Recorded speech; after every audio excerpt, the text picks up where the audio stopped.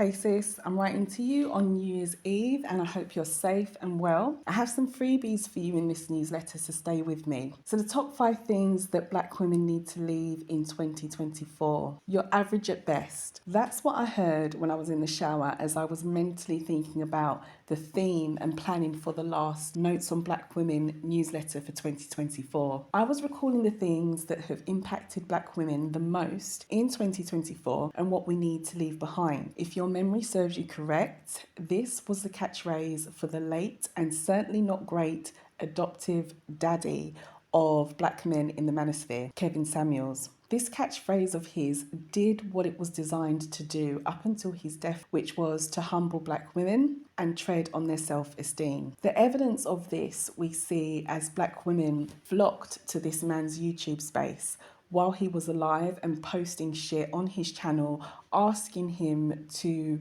rate them on how desirable they are as women. The truth is, black women are not average at best. We are above average, extraordinary, capable, and beautiful. Make no mistake, black men in the manosphere know this, and so did Kevin Samuels. That's why he set out to create a different narrative for me, you, and sis over there. This is one of the top 5 things we must leave in 2024. Kevin Samuels is dead and buried, and his catchphrase should be too. What makes us above average, extraordinary, and capable is because there's no other group of women who have survived what we have in the past and could survive what we do now. By this, I mean every other demographic of women have their men on their side to some extent. Even in an oppressive environment for women generally, around the world with sexism, no matter what their race is, whether this be their mindset as men not being as detrimental towards women as Kevin Samuels was, or uplifting or protecting them as a group of women in a very general sense. By this, I mean not purposely going out to degrade them. The men in their community don't have the desire to try to humble them so openly for the world to see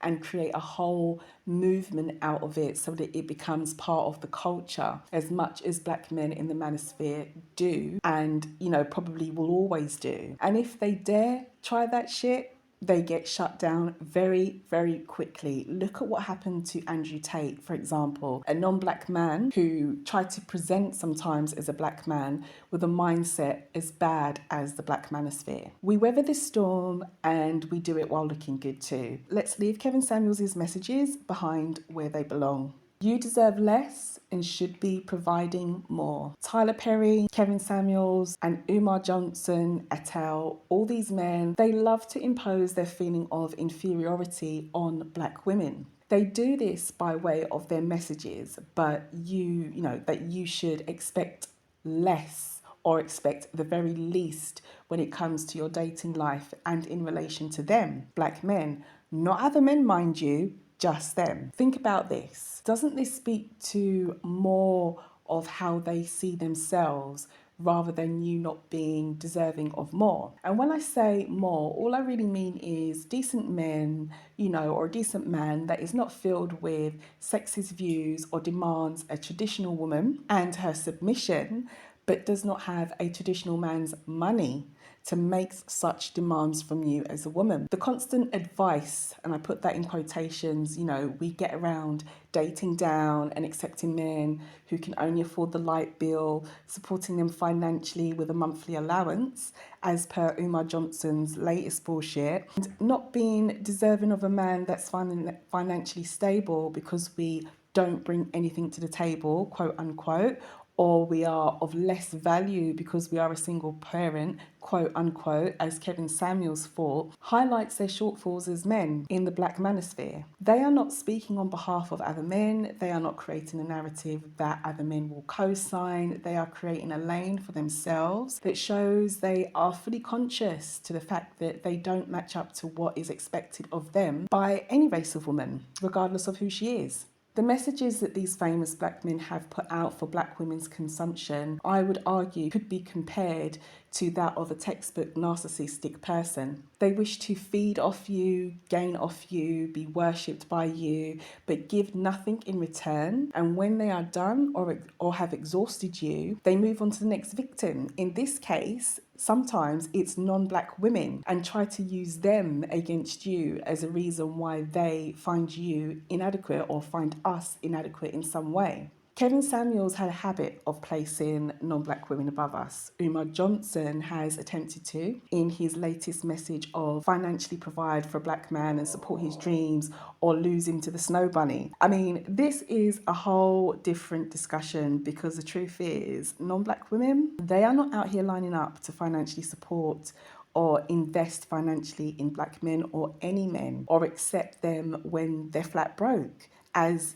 Umar Johnson, as he asserts. This is because they're not taught or encouraged to do this as a group of women. Only black women are, and we are via the messages that black men put out. It's no one else but them telling us this. We need to break free of this narcissistic hold these famous men have tried to maintain over black women's waking up that seems to have taken off in 2024. That is waking up to the reality that yes, we do deserve more. The key takeaway here is this: the light bill guy that wants to date you, the man who sees little value in you, and the guy who needs your financial support to live are men to leave behind in 2024, along with Tyler Perry's, the Kevin Samuels, and the Umar Johnsons and their messages. These messages speak to them and how they see themselves, not to you, to me, or to any other black woman, and what you or any other black woman deserves or your worth.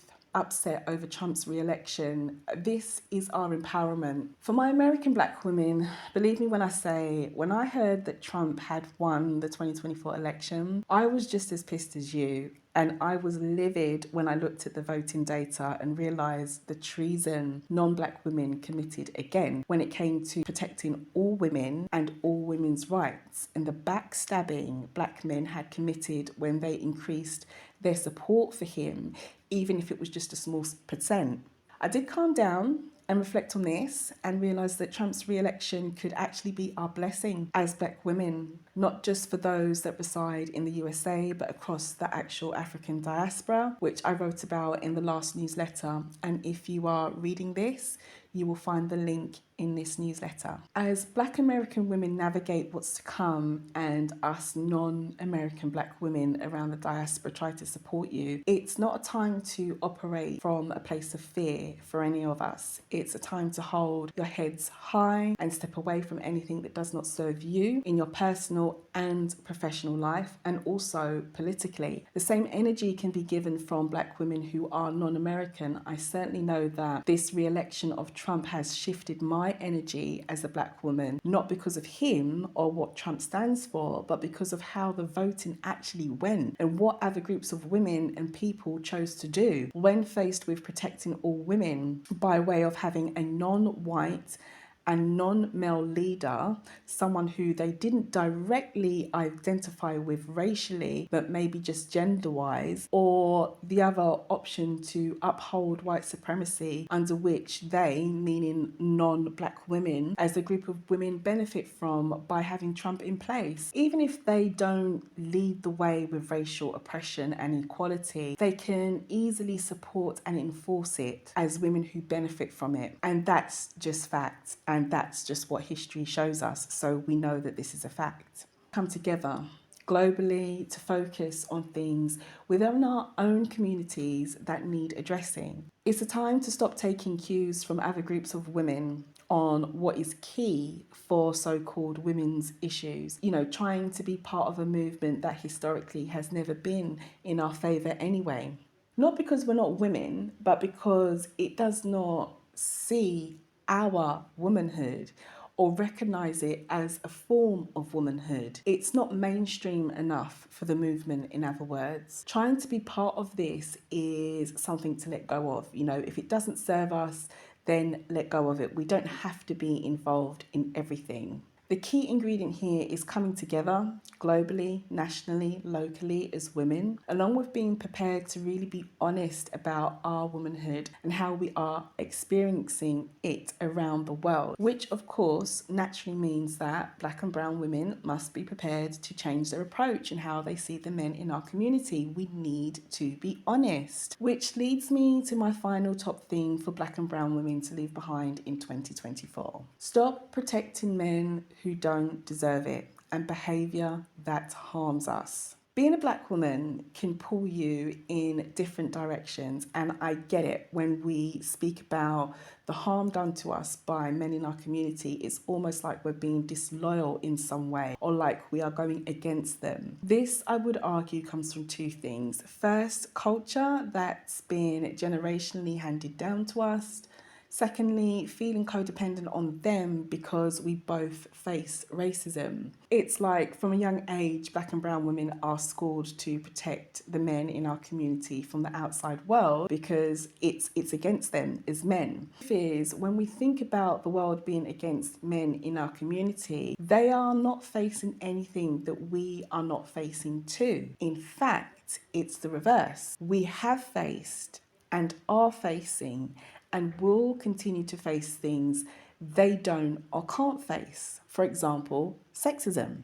We also face the latter from all men, including them. So we do need to protect ourselves from this, from all men, including them. If the behaviour of the men in our community does not deserve protecting, but rather calling out, we should absolutely be prepared to do it and protect us as women because no one else has been, and I'd say ever really will. 2025 is a reset year for Black and brown women in many ways, and when I think about the movement that has been happening, or shift you could say, within Black women away from certain things or saying no to certain things and yes to other things, I love it for us. And I'd love this momentum to continue. May the new year bring you all you deserve, desire, and work hard for.